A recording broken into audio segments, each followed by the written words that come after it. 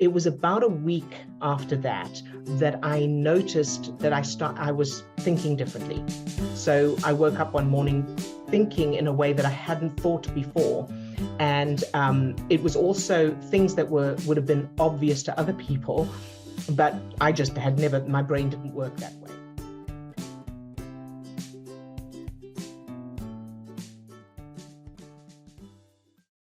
Answering the first question is, how do I deal with impatience about wanting these techniques to work and manifest positively in my life immediately?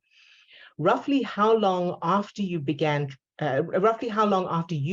practicing these techniques did it take for you to start to see significant positive results in your life? So thank you so much for that question, and well done for reaching out for the answer for this. So there's 4 points to the answer to this question. The first point, and very importantly, is understanding and reminding yourself that these changes that we're making, so we think of self-development as kind of intangible, but the changes you're making to yourself are physical. So you're actually making physical changes to your brain. And you'll have noticed that most physical changes take some time and it varies. So, hair takes time to grow, nails take time to grow, muscles take time to get stronger. And when we are doing, for example, when you want to get physically fit, you can't just kind of go for a few runs and then you're physically fit.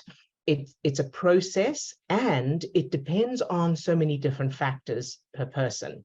So just like getting physically fit or learning a physical skill, like playing an instrument, learning to ride a bicycle, anything like that, the changes you're making to yourself are physical changes in your brain. So you're changing the structure of your brain, you're changing physical networks of neurons, and this all takes time. In addition to that, of course, when you're changing something that goes against the norm, what's always been, the unconscious part of your brain is constantly trying to correct course. So you're dealing with that as well.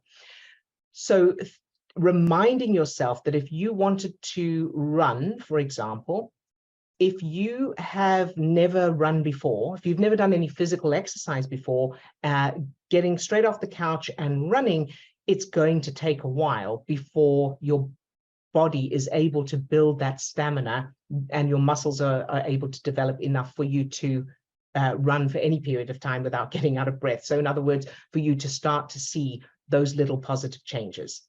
So you won't feel fit after the first few goes.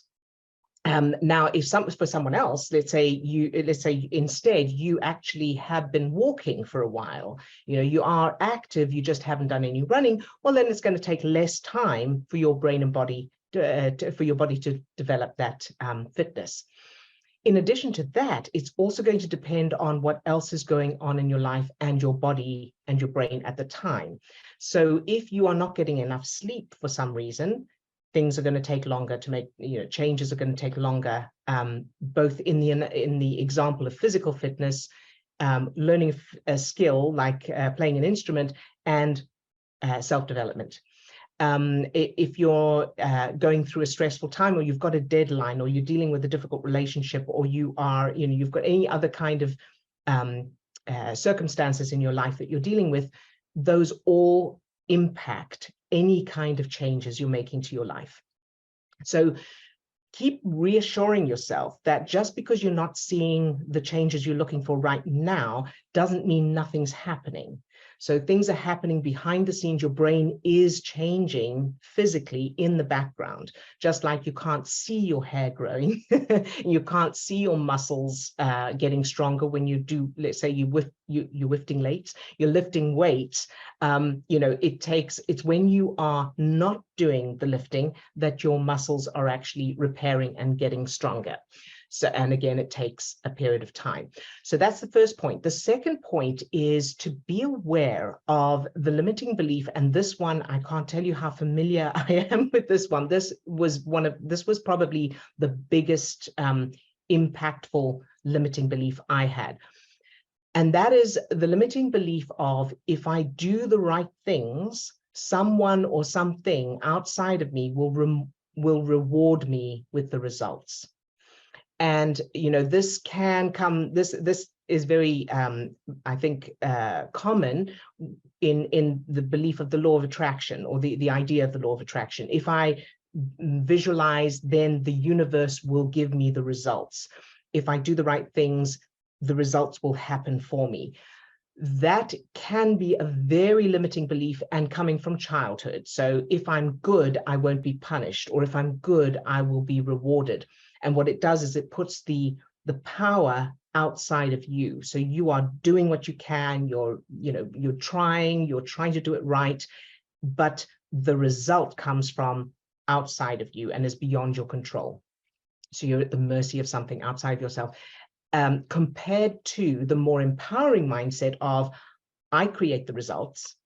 And if I, for example, still can't play that piece of music that I've been practicing, it's not that it doesn't mean I can't play it or I never will play it.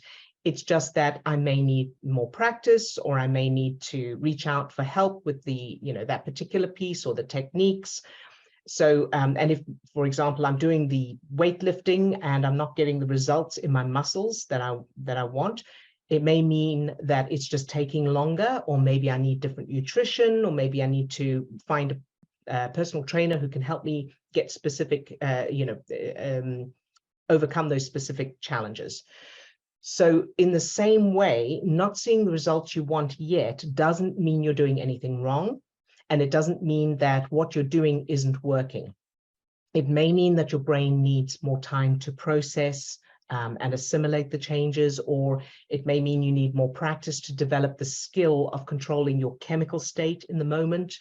Or it may mean that there are negative childhood memories that are still there, maintaining whatever you're experiencing currently. So that's the second point. The third point is that the experience of impatience in itself may be a program. So to check on that, ask yourself, what's wrong with something taking longer? And or what's what's wrong with it taking longer than you want it to take, or what's the worst thing about it, something taking a long time, or that kind of thing. Because there may be a fear that it won't happen at all, or it may be a pressure like, oh, but it's not going to happen in time for something.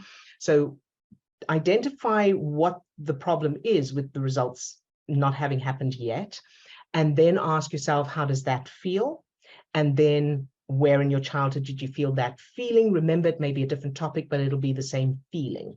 And then whatever those memories are, change those, practice the new ones, and establish them. And then finally, to answer the question, how long it took for me to experience results, again, it's going to depend on what kind of results you're looking for. So for me, my biggest challenge when I first started changing childhood memories was finances. So I was in debt, and a lot of you know all of that already from the book.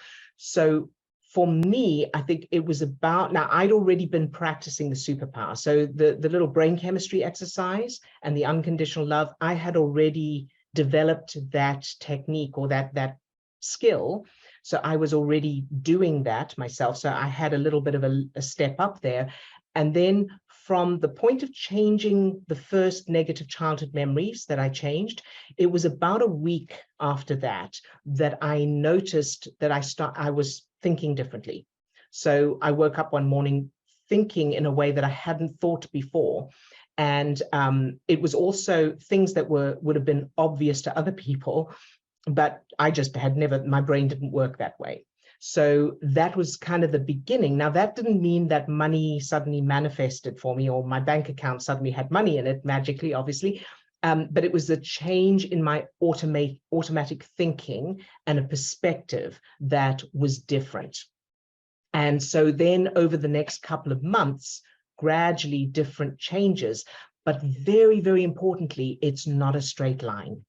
So no improvement, whether it's physical fitness, learning a skill, or self-development, goes in a straight line up. It's up and down, up and down, up and down. So in the same way, if you start running you start you want to get fit and you start running. Some days you'll feel fantastic and you'll run, and then other days suddenly, for no apparent reason, you'll feel like, oh, I'm so tired, I can barely, and you feel like you're dragging yourself along. That's part of the development.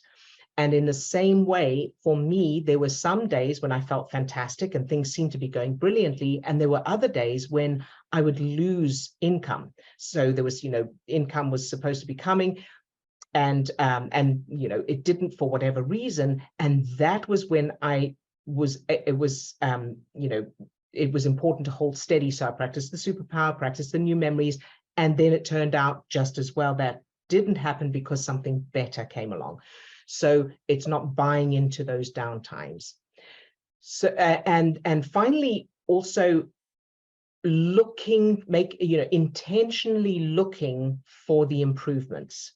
So there are certain things that we want, certain results that we want, and that's why we're doing this work.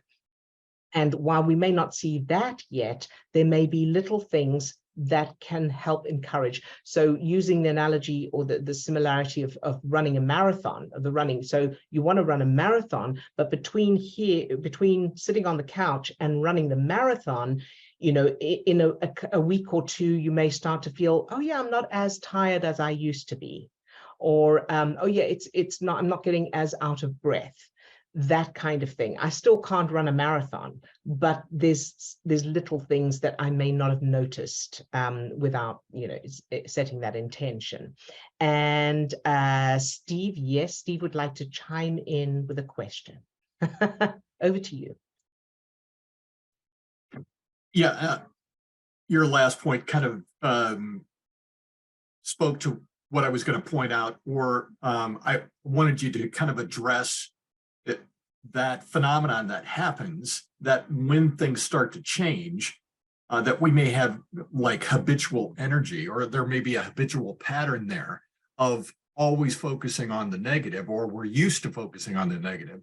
So I know that I, in speaking with one of my one-to-one clients, we recognized that there was a significant shift that happened, and that her mind had already moved on to looking for something else negative. So, and I know that pattern for myself, and I think that you've experienced or witnessed that with me, that a shift can happen, and it is like, well, I never really had that problem to begin with, and now you're already focusing on the negative thing. So I know there's a name for that phenomenon. I can't remember what it is, but it is that once we have a shift occur, mm-hmm.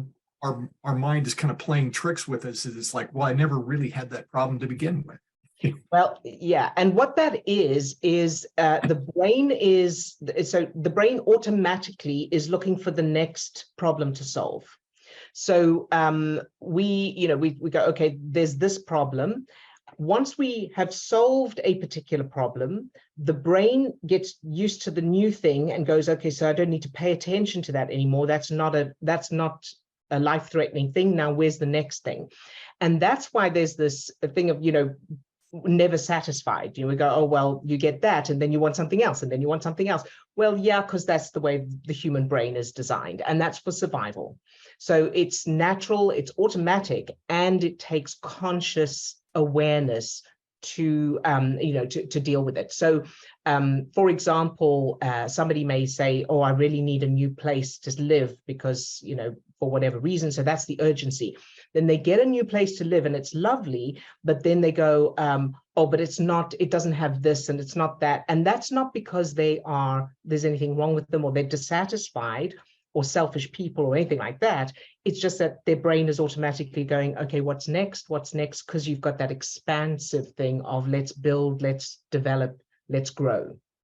So yes, absolutely. That's a natural thing. And where my sister and I came, well, it was actually my sister and her ex-husband that came up with this of, oh, I don't do that anymore.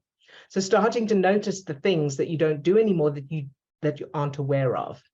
So thanks, Steve. That was a good. Yeah, and I was just gonna plug, doing some journaling or keeping a notebook or kind of recording the wins as they're happening, because oftentimes when we get into that place of a slump or something, it's like, this isn't working. Why isn't this working? And it's like having a record that, no, it actually is working. Yeah. So Absolutely. Thank you for that.